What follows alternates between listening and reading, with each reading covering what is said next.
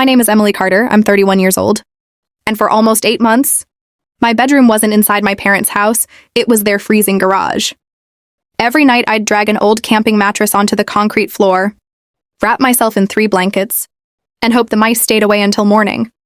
The cruelest part wasn't the cold. It was walking through the kitchen every morning while my younger brother, Ryan, stretched comfortably in the bedroom I'd paid to renovate with my own money. My parents called it temporary. They said Ryan had just gotten engaged and needed more space. Temporary turned into weeks, then months. One evening, I asked my dad when I could have my room back. He didn't even look up from the television. "You're lucky we let you stay here at all," he muttered. My mother added, "Stop acting selfish. Family sacrifices for family." I worked 12-hour shifts as a physical therapist, paid part of their utility bills every month, bought groceries whenever I could, and somehow I was still treated like a burden. Christmas decorations went up while I slept beside dusty boxes and an old lawn mower. They invited relatives over but never mentioned where I slept. If anyone asked where my room was, Mom laughed and said, "Emily likes the garage because it's quieter." I smiled through the lie because arguing only made things worse. What my parents didn't know was that Grandma Evelyn had noticed everything before she passed away 6 months earlier. She never confronted them directly, but every time she visited, she'd quietly slip me homemade cookies and whisper, "Don't let anyone convince you you're worth less than you are." At the time, I thought she was simply being kind. I had no idea she had been planning something for years. 3 days after New Year's, I came home from work soaked from the snow. The garage heater had stopped working again. I found another blanket missing because Ryan had borrowed it for his dog. I sat alone on that freezing mattress wondering if this was really what my life had become. Then the next morning, a black sedan pulled into the driveway. A man in a charcoal suit stepped out carrying a leather briefcase. He rang the doorbell once, looked directly at me standing in the garage doorway, and asked, "Are you Emily Carter?" I nodded slowly. He smiled politely before saying the sentence that changed everything. "I'm your grandmother's attorney, and I believe you're sleeping in the wrong part of your own house." I stared at the attorney, convinced I'd misheard him. My father stepped onto the porch with an irritated look. "Can I help you?" he asked. The man calmly introduced himself. "My name is Daniel Brooks.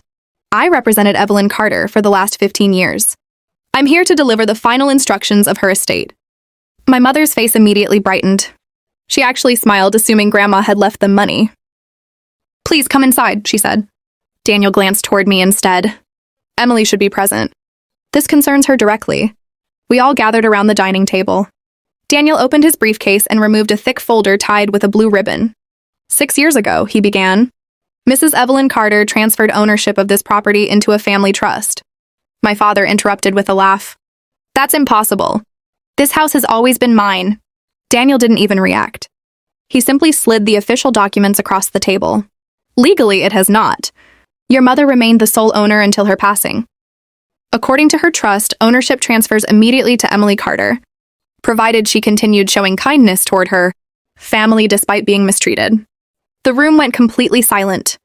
My mother grabbed the papers with shaking hands. "There has to be some mistake." Daniel shook his head.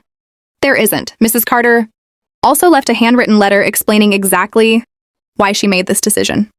He handed me a sealed envelope with Grandma's familiar handwriting across the front.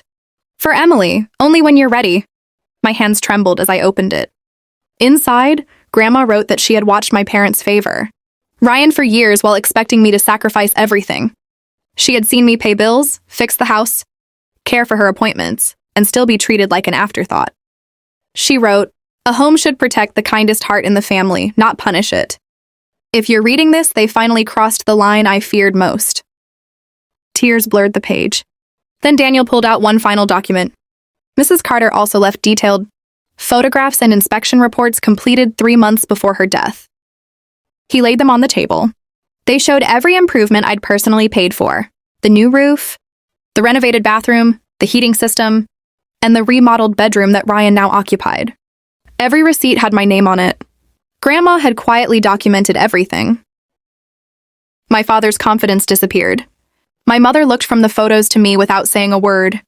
Then Daniel closed the folder and calmly announced, "As of this morning, Emily is the legal owner of this property. Any decisions regarding who lives here belong to her." The silence that followed was unlike anything I'd ever experienced in that house. No one spoke for nearly a full minute. Then my father finally pushed his chair back and forced a nervous laugh. Emily, sweetheart, this is still your home. We don't need lawyers turning family against each other. It was the first time he'd called me sweetheart in months. My mother suddenly reached for my hand. We never meant for you to feel unwanted.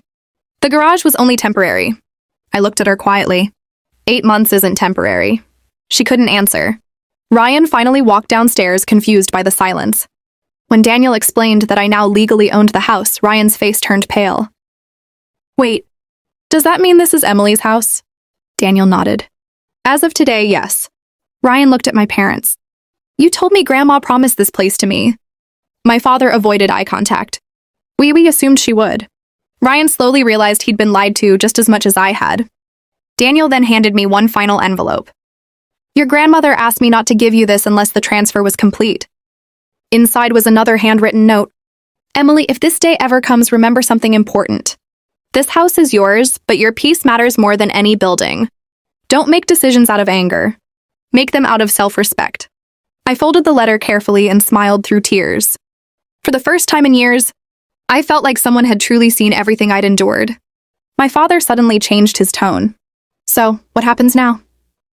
I stood up, looked around the house I had spent years helping maintain, then walked toward the garage. I returned carrying the same old camping mattress. I'd slept on for months and placed it in the middle of the living room. I looked directly at my father. You kept telling me family makes sacrifices. Then I turned to Ryan. You've had the warm bedroom long enough. Ryan immediately shook his head. Emily, I never asked for this. I honestly didn't know. I believed him.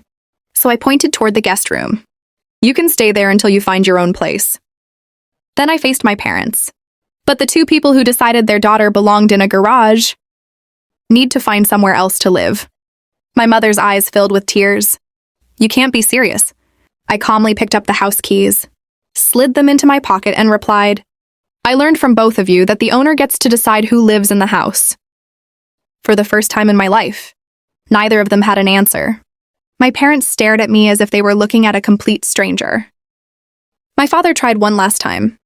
Emily, you're really going to throw your own parents out? I looked at him calmly. No, I'm giving you the same kindness you gave me. For the first time in 8 months, the garage door opened without me walking inside it. Instead, I carried the old mattress to the curb. That night, my parents packed a few suitcases and left to stay with my aunt across town. Ryan apologized over and over for never asking why I had disappeared into the garage every night. I believed him. He had been spoiled, but he wasn't cruel. Before he moved out a month later, he spent every weekend helping me repair the house. He even turned the cold garage into a small art studio because Grandma had always wanted me to have a place to paint again. 3 weeks later, I found one more surprise. Hidden behind an old shelf in Grandma's bedroom was a small wooden box addressed to me. Inside was a silver key and one final letter. My sweet Emily, if you're reading this, then you finally chose yourself.